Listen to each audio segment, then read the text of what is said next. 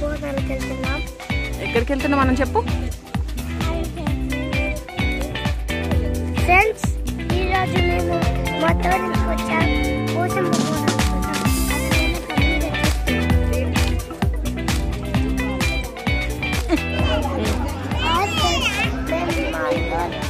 ఎక్కడైనా ఫ్రెండ్స్, మేము మా అత్త వాళ్ళ ఇంటికి వచ్చాము.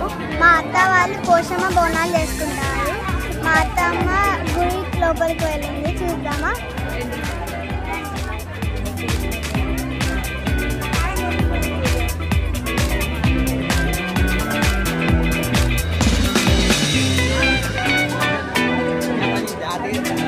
హాయ్.